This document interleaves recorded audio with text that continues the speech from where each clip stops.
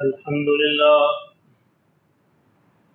لله نحمده ونستعينه ونستغفره ونؤمن به ونتوكل عليه ونعوذ بالله من شرور أنفسنا ومن سيئات أعمالنا من يهده الله فلا مضل له ومن يضلله فلا هادي له ونشهد أن لا إله إلا الله وحده لا شريك له ونشهد أن سيدنا ومولانا محمدا عبده ورسوله أما بعد أعوذ بالله من الشيطان الرجيم بسم الله الرحمن الرحيم وَإِذْ بَوَّأْنَا لِإِبْرَاهِيمَ مَكَانَ الْبَيْتِ أَلَّا تُشْرِكْ بِي شَيْئًا وَطَهِّرْ بَيْتِيَ لِلطَّائِفِينَ وَالْقَائِمِينَ وَالرُّكَّعِ السُّجُودِ وَأَذِّنْ فِي النَّاسِ بِالْحَجِّ يَأْتُوكَ رِجَالًا وَعَلَى كُلِّ ضَامِرٍ يَأْتِينَ مِنْ كُلِّ فَجٍّ عَمِيقٍ لِيَشْهَدُوا مَنَافِعَ لَهُمْ وَيَذْكُرُوا اسْمَ اللَّهِ فِي أَيَّامٍ مَّعْلُومَاتٍ عَلَى مَا رَزَقَهُم مِّن بَهِيمَةِ الْأَنْعَامِ فَكُلُوا مِنْهَا وَأَطْعِمُوا الْبَائِسَ الْفَقِيرَ صدق اللہ مولانا العظیم۔ حضرات محترم، حج کا زمانہ اور حج کا موسم چل رہا ہے۔ جس طرح دنیا کمانے کے بھی کچھ موسم ہوتے ہیں، اس طرح نیکیاں کمانے کے بھی کچھ موسم ہیں۔ رمضان المبارک کے بعد سب سے مبارک ایام جو ہیں وہ یہی ایام ہیں، عشرہ ذی الحج کے جو پہلے 10 روز ہیں، ان کے اندر اللہ نے بڑی برکت رکھی ہے۔ باقی ساری عبادات ہر موسم میں آپ کر سکتے ہیں، نفل جب چاہیں پڑھیں، نفلی روزے جب چاہیں رکھیں، لیکن حج کے ایام معین ہیں، مقرر ہیں۔ باقی سارے سال میں کوئی سارا دن اور رات عرفات میں کھڑا رہے، اس کا حج نہیں ہوگا۔ حج کے لیے اللہ نے وقت، جگہ، ہر چیز مقرر کر رکھی ہے۔ اس کا مطلب یہ ہے کہ ان ایام کے اندر اللہ نے کوئی خاص برکت رکھی ہے، ورنہ تو جب بھی حاجی لوگ جاتے، مینا چلے جاتے، عرفات چلے جاتے، مزدلفہ چلے جاتے تو ان کو ثواب مل جاتا، ایسا نہیں ہے۔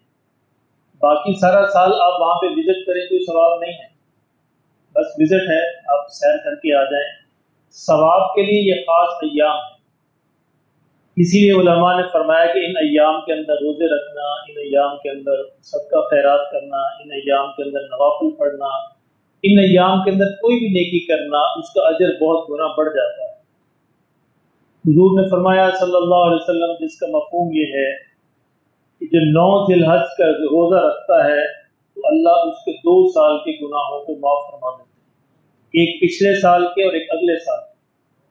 سبحان اللہ۔ لیکن ذہن میں رہے کہ اس سے مراد گناہ صغیرہ ہیں، کبیرہ نہیں ہے۔ اس طرح کی جتنی بھی بشارتیں آتی ہیں اس سے مراد گناہ صغیرہ ہوتے ہیں۔ گناہ صغیرہ سے مراد یہ ہے کہ وہ جو بغیر توبہ کے معاف ہو جاتے ہیں۔ جیسے انسان وضو کرتا ہے، وضو کرتے ہوئے بہت سارے گناہ معاف ہو جاتے ہیں، نماز پڑھتے ہوئے بہت سارے معاف ہو جاتے ہیں۔ اسی طرح اس روزے کا معاملہ ہے، اس روزے کے ساتھ اللہ پچھلے سال کے اور اگلے سال کے گناہ صغیرہ کو معاف فرماتے ہیں۔ اور ایک اور بات یاد رکھنے کی ہے کہ اس میں صرف وہ گناہ معاف ہوتے ہیں جن کا تعلق اللہ سے ہے، حقوق اللہ سے، حقوق العباد کے گناہ معاف نہیں ہوتے۔ ہمارے ہاں یہی غلط فہمی ہے، لوگ سمجھتے ہیں کہ ساری عمر حرام کمائیں گے، خوب لوٹیں گے اور خوب لوٹ مار مچائیں گے، دھوکہ بازی کریں گے، حرام مال کمائیں گے، بس آخر میں حج کر لیں گے معاف ہو جائے گا۔ ایسا نہیں ہوتا۔ ساری عمر کے گناہ ایک حج سے گناہ جو حقوق العباد معاف نہیں ہوتے جب تک کہ وہ بندہ معاف نہ کرے۔ جس کا حق آپ نے غصب کیا ہے جب تک وہ معاف نہ کرے حقوق العباد معاف نہیں. یہ ہمیشہ ساتھ جائیں گے، قبر میں بھی ساتھ جائیں گے، حشر میں بھی ساتھ اٹھیں گے، اور وہاں پھر فیصلہ ہوگا. وہاں بندے کو بلایا جائے گا اور اللہ کہے گا اس سے معاملہ طے کر لو، اور وہاں دینے کے لیے ہوگا کچھ نہیں سوائے نیکیوں کے. تو اپنی نیکیاں اس کو دے کر جان چھڑانی پڑے گی. اور حضور نے فرمایا صلی اللہ علیہ وسلم، بڑی عجیب حدیث ہے، تو انسان پھر دوسرے کے گناہ لے کر جہنم میں جھونک دیا جائے گا.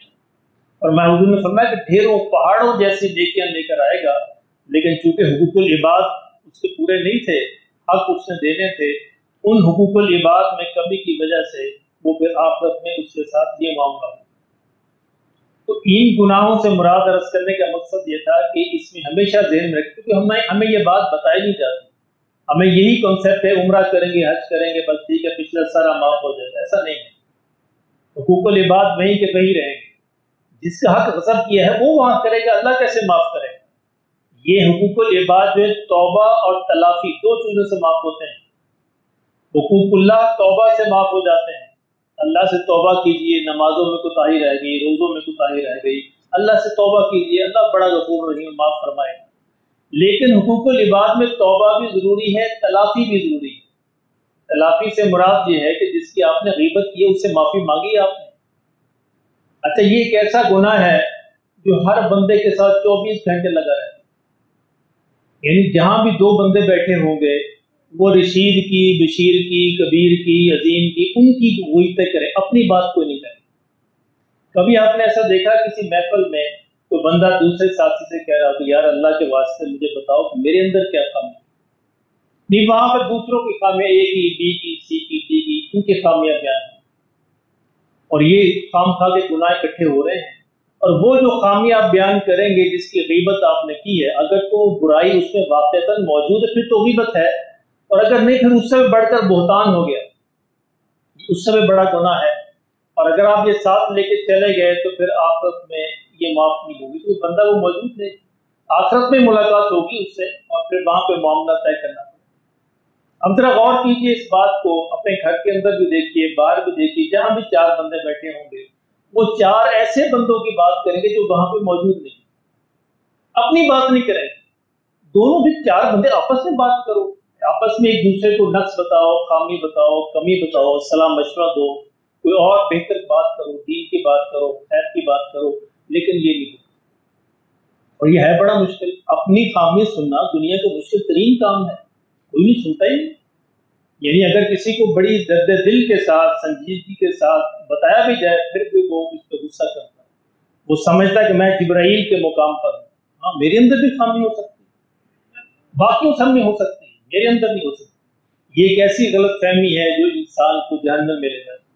اللہ ہمارے حال پر رحم فرمائے. تو میں یہ عرض کر رہا تھا کہ حج کا موسم ہے، اللہ ہم سب کو نصیب فرما دے، اور جن کو اللہ نے نصیب فرمایا ان کو اللہ بار بار نصیب فرما دے. دعا کرنی چاہیے. بہرحال اللہ چاہے تو غفور رحیم ہے. ایک اور اس میں بہرحال ایک نقطہ ضرور ہے کہ ایک بندہ اس نے توبہ کی اللہ سے، اور اس نے چاہا کہ یا اللہ میں انسانوں کے جو حقوق میرے پاس جو رہ گئے تھے اب میں اس کو تلافی کرنا چاہتا ہوں، لیکن مجھے کوئی راستہ نہیں مل رہا. وہ بندے فوت ہو گئے، وہ لوگ چلے گئے، میں واقعتاً معافی مانگنا چاہتا ہوں، میں واقعتاً ان کا حق دینا چاہتا ہوں. اچھا، اب اس کی نیت کتنی خالص ہے یہ اللہ جانتا ہے. اگر تو اس کی نیت واقعتاً خالص تھی اور اللہ اس کے دلوں کے حال کو جانتا ہے تو اللہ رب العزت پھر قیامت کے دن دوسرے بندے کو اپنے پاس سے دے کے راضی کرتا ہے. اب یہ اس کی نیت پہ منحصر ہے، کیونکہ نیتوں کے حال، دلوں کے حال اللہ جانتا ہے. یعنی ایک مقام پر ایک بندے کو یہ ہوش آئی کہ یار میں ایسے کروں کہ میں نے تو بڑے گناہ کیے تھے، بڑے میں نے لوگوں کے حق غصب کیے تھے، اور اب تو مجھے راستہ نظر نہیں آ رہا. جو تو لوگ آئے ہیں ان کو میں نے حق دے دیے ہیں، جو لوگ فوت ہو گئے ہیں، جو لوگ چلے گئے ہیں، جو لوگ مجھے مل نہیں رہے، جن کا مجھے معلوم نہیں ہے، یا اللہ میں کیا کروں، ان کا حق میں کیسے ادا کروں. تو وہ پھر روئے، تڑپے، اللہ کے آگے گڑ گڑائے، اللہ سے معافی مانگے کہ یا اللہ میں دینا چاہتا ہوں. ایسا نہیں کہ دینا نہیں چاہتا، لوگ تو بہنوں کے حقوق ادا نہیں کرتے. حال تو ہمارا یہ ہو گیا. وراثت میں کتنے لوگ ہیں جو بیٹیوں کا حق ادا کرتے ہیں، بہنوں کا حق ادا کرتے ہیں. باپ اگر فوت ہو گیا تو بھائی سارا ہڑپ کر جاتے ہیں. کون دیتا بہن؟ बड़े बड़े दीनदार बड़ी बड़ी लंबी गाड़ियों वाले नहीं देते, इल्ला माशाल्लाह नेक लोग भी हैं। तो ये अगर इतनी नीयत नेक हुई तो फिर अल्लाह अपने पास से दे के इंशाअल्लाह उसकी जान छूट जाए। लेकिन अगर दिल के अंदर ये इरादा भी ना हुआ, ये भी ना हुआ, तो फिर इम्कान नहीं है, फिर वही कानून नाफिज होगा जो कानून मौजूद है कि ये हुकूक देने पड़े। ये आयात जो मैंने आपके सामने तिलावत की हैं, इन आयात में अल्लाह ने पूरे हज का भी, कुर्बानी का भी, सब बातों का खुलासा कर दिया। फरमाया कि इब्राहीम से हमने कहा, इब्राहीम हमारे एक घर बनाओ। ये घर तो शुरू से चला रहा था, सैयदना आदम अलैहिस्सलाम के ज़माने से चला रहा था। इब्राहीम अलैहिस्सलाम को तो जब वक़्त के साथ साथ ये मिट गया, इसके ऊपर रेत के टीले आ गए, रेत आ गई, दब गया, निशान भी खत्म हो गया, तो फिर सैयदना इब्राहीम अलैहिस्सलाम को अल्लाह रब्बुल इज्जत ने फरिश्ते के जरिए से दोबारा उस मुकाम की निशानदही की कि यहाँ बुनियादें हैं, यहाँ बुनियादें हैं, उन्हीं बुनियादों पर दोबारा उस्तवार किया जाएगा।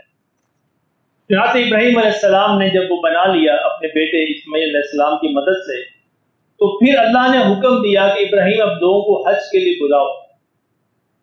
अब देखिए बेआबो गया वादी है, सहरा है, बंजर है, कोई आबादी नहीं है, एक बेटा है, एक बीवी है, आप हैं, खुद हैं। इब्राहीम अलैहिस्सलाम ने जो बिल्कुल यानी जो जबल अबू कबीस था, अभी अगर आप काबा में जाएं तो आप बिल्कुल अगर सफा मरवा की तरफ देखें, उसके पीछे जो पहाड़ नजर आता है जबल अबू कबीस है इसका नाम, वहां पे खड़े होके इब्राहीम अलैहिस्सलाम ने आवाज दी। और उससे पहले इब्राहीम अलैहिस्सलाम ने अल्लाह से पूछा कि या अल्लाह मेरी आवाज कहां तक जाएगी, यही सहराओं के अंदर गुम होकर रह जाएगी। अल्लाह रब्बुल इज्जत फरमाया इब्राहीम कहा हुक्म मानना तेरा काम है, बाकी हमारा काम। तेरा काम आवाज लगाना है, तुझे आवाज लगाने का कहा गया है, बाकी हमारा काम है। तो अल्लाह ने फरमाया, मुफस्सिरीन ने लिखा है कि ये आवाज जो आलम अरवाह के अंदर भी पहुंची, यानी वो रूहों जिन्होंने अभी दुनिया के अंदर आना था उन तक भी ये आवाज पहुंची, और जिन्होंने लब्बैक कहा इंशाल्लाह वो हज करेंगे। जिन्होंने भी लब्बैक कह दिया इस मौका पर, इंशाल्लाह अल्लाह कोई ना कोई सबील पैदा करेंगे उनके वहां पे जाने की, हज करने की। ये एक ऐसा ये मोहब्बत का, शौक का जज्बा है। अरे इजाजत हो तो मैं भी आके शामिल उनमें हो जाऊं, सुना है कल तेरे दर पे हुजूम में आशिका हूं। तो ये आशिकों का हुजूम होता है, मोहब्बत का हुजूम होता है, चाहने वालों का हुजूम होता है।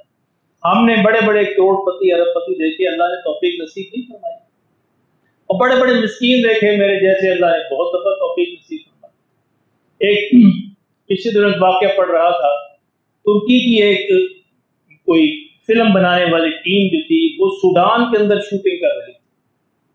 अब सूडान में किसी गांव के दूर दराज गांव के अंदर कोई ऐसा सीन था जो वहां पे उन्होंने फिल्माना था, तो वहां ड्रोन के जरिए से वो पूरा वो तस्वीर कशी कर रहे थे। तो वहां एक देहाती उस गांव का रहने वाला बेचारा गरीब आदमी मुसलमान था, तो वो आया उनके पास, उसने कभी ड्रोन देखा नहीं था। उसने पूछा कि ये क्या है, ये जो ये बड़ा जहाज सा नजर आ रहा है, परिंदा सा नजर आ रहा है, क्या चीज है? जहाज है छोटा सा। उसने कहा अच्छा ये तुम बनाते हो? हाँ हम बनाते हैं। उसने कहा यार मुझे भी छोटा सा बना दो, मैं भी इस पे बैठ के हज कर रहा हूँ, सारी उम्र बीत गई है, हज करने को दिल करता है, एक मेरे लिए भी छोटा सा बना दो तो मैं भी इस पे बैठ के हज कर रहा हूँ। अब ये शौक की बात है, दिल से एक आह निकली, दिल से अल्लाह ने फरियाद को सुन लिया।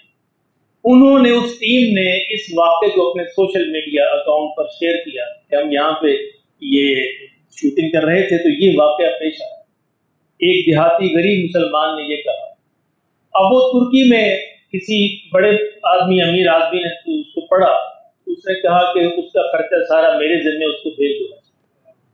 अल्लाह बैठे बिठाए वो हज पे पहुंच गए। तो अल्लाह हम सबको नसीब फरमा दे। लेकिन ये समझने की जरूरत है कि हज असल में है क्या, हम हज क्यों करते हैं, हज का फलसफा क्या है, हज चीज क्या है। यानी हम चले तो जाते हैं सारे हज पे, तो हज के लिए सबसे बड़ी जरूरत जो है ना वो दो चीजों की जरूरत होती है। एक तो सेहत, सेहत के बगैर आप कुछ नहीं कर सकते, और दूसरा इल्म का होना जरूरी है। और हमारे यहाँ आम तौर पर 99% लोग बगैर इल्म के जाते, नहीं होता इल्म। पूछते कि आप एक काम करने लगे हैं, पूछिए कि क्यों, इसकी वजह क्या है, इसके पीछे हिकमत क्या है, इसका फलसफा क्या है, ताकि समझ आए। मेरे मोहतरम दोस्तों, मैं चंद मिनटों में इसकी बात बयान करता हूँ ताकि अगर مجھے یا آپ کو پھر اللہ کبھی توفیق دے تو پھر ہمارے ذہنوں کے اندر ہو کہ حج اصل میں ہے کیا. دیکھیے جب اللہ نے انسان کو پیدا کیا بات شروع سے شروع ہوتی ہے تو اب اللہ رب العزت نے فرشتوں سے کہا کہ اس کو سجدہ کرو. اور آپ جانتے ہیں مشہور یہ بات سب نے سجدہ کیا سوائے شیطان کے. شیطان کے ابلیس اس بات پہ اڑ گیا, اللہ سے بحث کی کہ یہ میں تو نہیں کر سکتا کیونکہ میں اس سے افضل ہوں, بہتر ہوں. اس موقع پر یہ پوری بات اللہ رب العزت نے ابلیس کو راندہ درگاہ کر دیا, مردود کر دیا. اس موقع پر ابلیس نے چیلنج کیا کہ اب میں قیامت تک تیرے بندوں کو گمراہ کرتا رہوں گا, بہکاؤں گا, ان کے راستوں میں بیٹھوں گا. قرآن اس کو بیان کرتا ہے, اور ان کو ہر طریقے سے گمراہ کرنے کی کوشش کروں. تو اللہ سے پوچھا کہ یا اللہ مجھے اب قیامت تک کی مہلت دے دے, میری زندگی کو قیامت تک کر دے. آپ اندازہ فرمائیے کہ یہ وہ موقع ہے جب اللہ رب العزت کا غصہ اور جلال عروج پہ تھا. این اس موقع پر ابلیس دعا مانگتا ہے, اللہ اس کے قبول کرتا ہے. اللہ اکبر. یعنی دعاؤں کی قبولیت جب چاہے اللہ قبول کر سکتا ہے. ایسے انسان جو میری اللہ کیسے قبول, کسی کی بھی قبول کر سکتا ہے.